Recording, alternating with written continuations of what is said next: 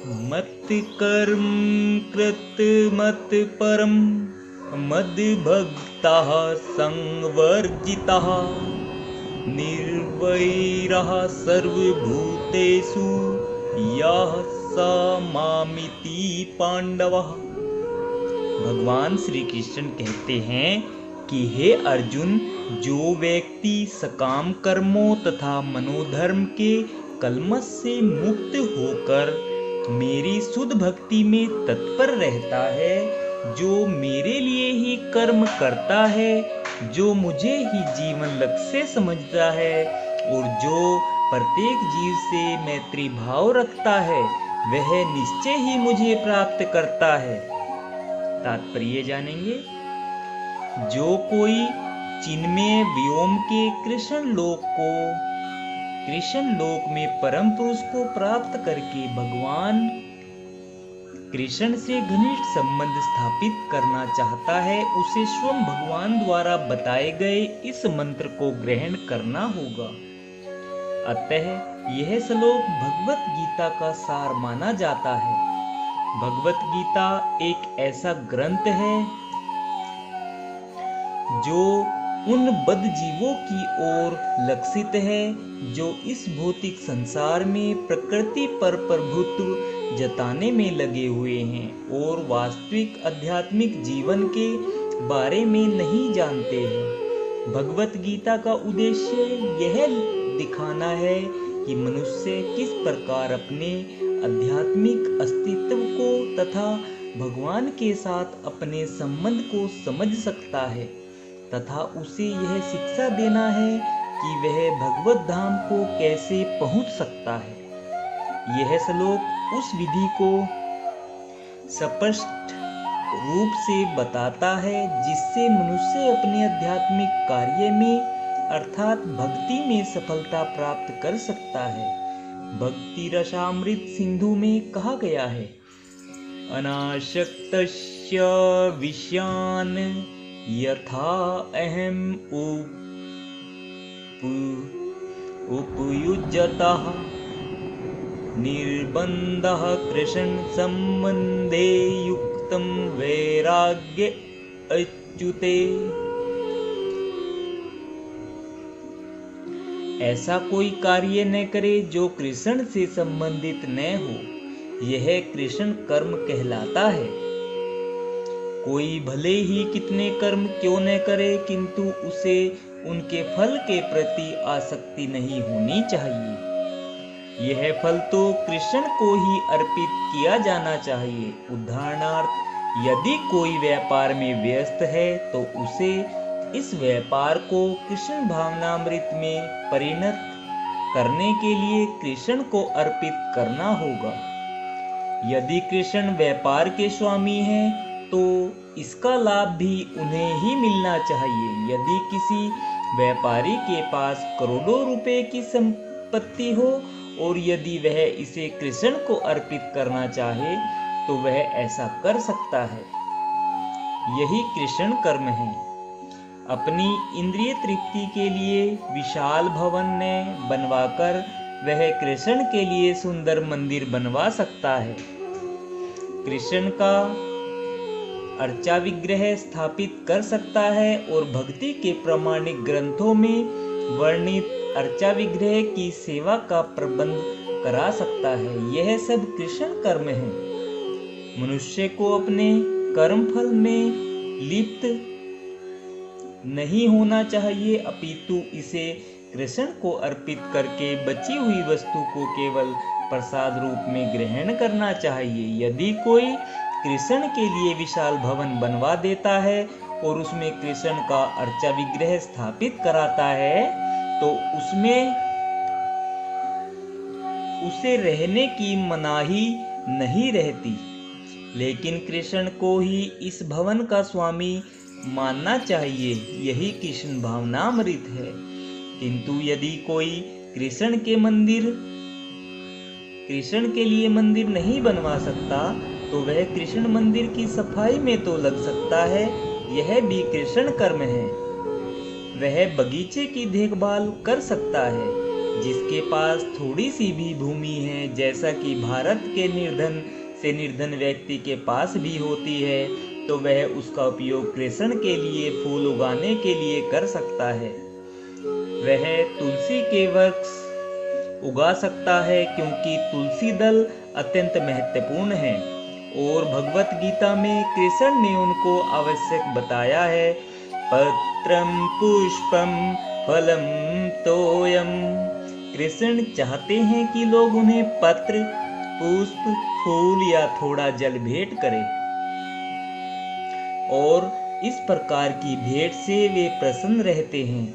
यह पत्र विशेष रूप से तुलसी दल ही है, अतः मनुष्य को चाहिए कि वह तुलसी का पौधा लगाकर उसे सींचे।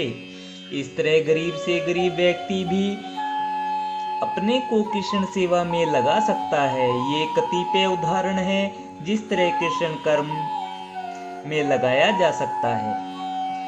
मत परम शब्द उस व्यक्ति के लिए आता है जो अपने जीवन का परम लक्ष्य भगवान कृष्ण के परम धाम में उनकी संगति करना मानता है। ऐसा व्यक्ति चंद्र, सूर्य या स्वर्ग जैसे उच्चतर लोकों में अथवा इस ब्रह्मांड के उच्चतम स्थान ब्रह्मलोक तक में भी जाने का इच्छुक नहीं रहता। उसे इसकी तनिक भी इच्छा नहीं रहती। उसकी आसक्ति तो आध्यात्मिक आकाश में जाने में रहती है। आध्यात्मिक आकाश में भी वह ब्रह्म ज्योति से तादाद में प्राप्त करके भी संतुष्ट नहीं रहता, क्योंकि वह तो सर्वोच्च आध्यात्मिक लोक में जाना चाहता है, जिसे कृष्ण लोक या गोलोक वृंदावन कहते हैं।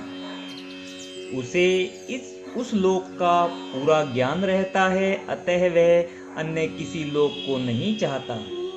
जैसा कि मदभक्ता शब्द से सूचित होता है, वह भक्ति में पूर्णतया रत रहता है।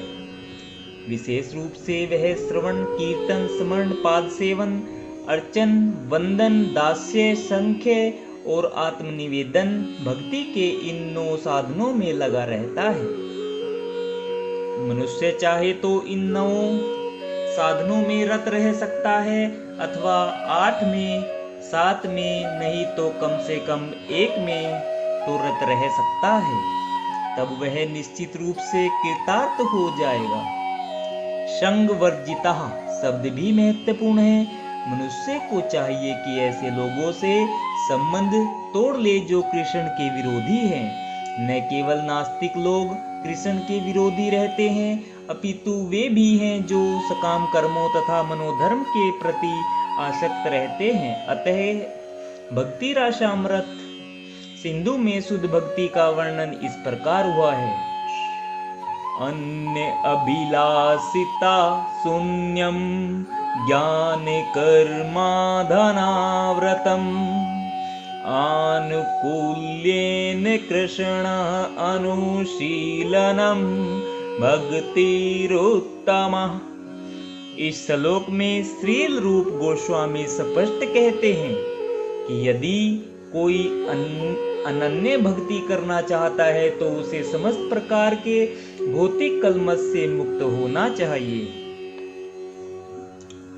उसे ऐसे व्यक्तियों से दूर रहना चाहिए जो सकाम कर्म तथा मनोधर्म में आसक्त है। ऐसी अवांछित संगति तथा भौतिक इच्छाओं के कलमश से मुक्त होने पर ही वह कृष्ण ज्ञान का अनुशीलन कर सकता है, जिसे शुद्ध भक्ति कहते हैं।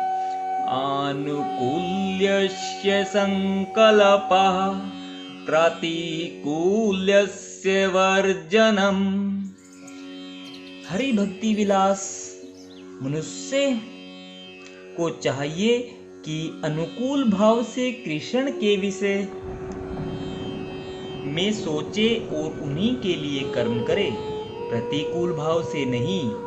कंस कृष्ण का शत्रु था। वह कृष्ण के जन्म से ही उन्हें मारने की तरह तरह की योजनाएं बनाता रहा, किंतु असफल होने के कारण वह सदैव कृष्ण का चिंतन करता रहा। इस तरह सोते जगते काम करते वह सदैव कृष्ण भावना भावित रहा, किंतु उसकी वह कृष्ण भावना अनुकूल न थी। अतः 24 घंटे कृष्ण का चिंतन करते रहने पर भी वह असुर ही माना जाता रहा और अंत में कृष्ण द्वारा मार डाला गया।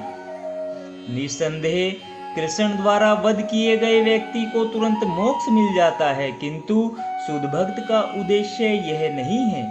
शुद्ध भक्त तो मोक्ष की भी कामना नहीं करता, वह सर्वोच्च लोक गोलोक वृंदावन भी नहीं जाना चाहता। उसका एकमात्र उद्देश्य कृष्ण की सेवा करना है, चाहे वह जहां भी रहे। कृष्ण भक्त प्रत्येक से मैत्री भाव रखता है, इसलिए यहाँ उसे निर्वैर कहा गया है, अर्थात उसका कोई शत्रु नहीं होता। यह कैसे संभव है? कृष्ण भावनामृत में स्थित भक्त जानता है कि कृष्ण की भक्ति ही मनुष्य को जीवन की समस्त समस्याओं से छुटकारा दिला सकती है। उसे इसका व्यक्तिगत अनुभव रहता है, फलतः वह इस प्रणाली को कृष्ण भावनामृत को मानव समाज में प्रचारित करने चाहता है। भगवत भक्तों का इतिहास साक्षी है कि ईश्वर चेतना का प्रचार करने में कई बार भक्तों को अपने जीवन को संकटों में डालना पड़ा।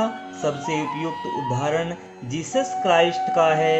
उन्हें भक्तों ने सूली पर चढ़ा दिया, किंतु उन्होंने अपना जीवन कृष्ण भावनामृत के प्रसार में उत्सर्ग किया।